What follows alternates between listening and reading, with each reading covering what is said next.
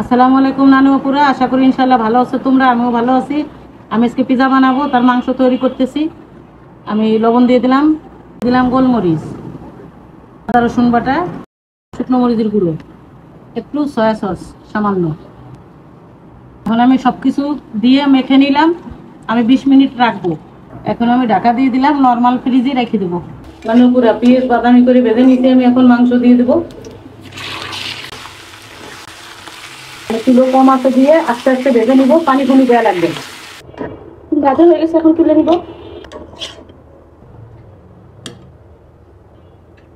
আমি 2 কাপ ময়দা নিয়েছি, 2টি পিজা বানাবো।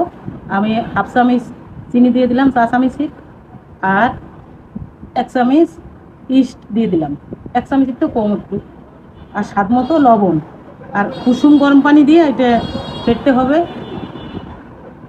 স্বাদ মতো লবণ দিতে হবে।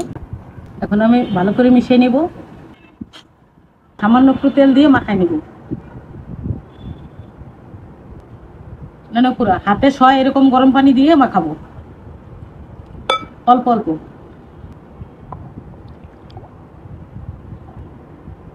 না পুরা হাতে তেল মেখে এই খামিরির করে দিয়ে দিব, যাতে না শুকোয়। রেস্টে রাখবো 1 ঘন্টা। রান্নাঘর গরম থাকি, সেইখানে এখন ঢাকি রাখবো। মাশাআল্লাহ কি সুন্দর ফলছে। এখন একটা মদা দিতে হবে। এখন 2টা পিজা বানাবো, এটার আটা আমি 2 ভাগ করে নিচ্ছি। প্লেটে সামান্য তেল দিয়ে দিলাম।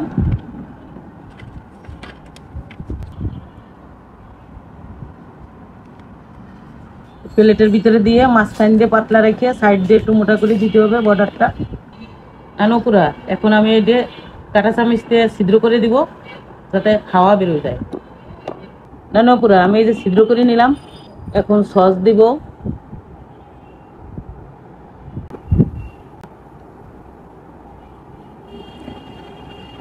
সসগুলো সব জায়গায় মেখে নিতে হবে। পুরা একেবারে চিজ দিবা মনের মতো করে। এই যে আমার মেয়ে দিয়ে দিচ্ছে, এটা দিলে বেশি স্বাদ বাড়ে। সারাদিন খাইলেও আরো খাইতে মনে চায়, এত স্বাদ লাগে। এটি যত দিবা ততই ভালো লাগে। পুরা আমি একে একে সবকিছু দিয়ে দিব। এখন চিকেন দিয়ে দিব। পুরা বাসায় পিজা বানালে মনের মতো চিকেন দেয়া যায়, চিজ দেয়া যায়। যে যে জিনিস তুমি এতে খাইতে পছন্দ করো সবগুলো ব্যবহার করা যায় ইচ্ছে মতো। এই জন্য একটু কষ্ট হলেও বাসায় বানাই খাওয়া ভালো মনে করি আমি। সবকিছু দিয়ে দেবো।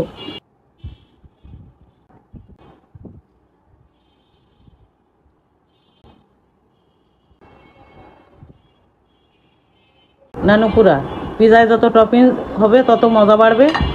আর তোমরা আমার চ্যানেলটা সাবস্ক্রাইব করে দিবা, শেয়ার কমেন্ট করে দেবা। আমার এই রান্নাটা কেমন লাগে, ভালো দেখতে ভালো লাগে কিনা কমেন্ট করবা।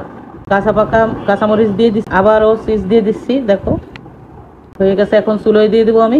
পুরা আমি এই পোড়ের ভিতরে এই প্লেটটা 20 মিনিটের জন্য রাখবো। চুলো জ্বালাই দিছি আমি। 20 মিনিট পরে আমি তুলবো।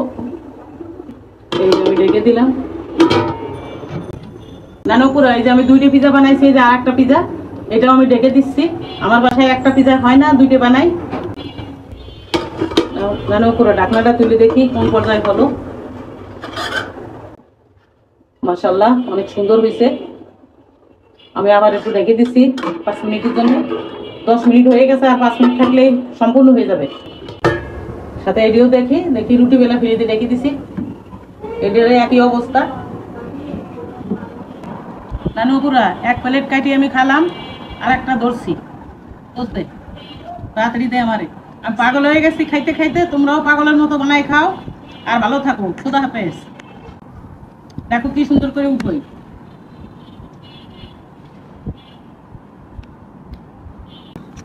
দেখছো, দাও আমার এই প্লেটে।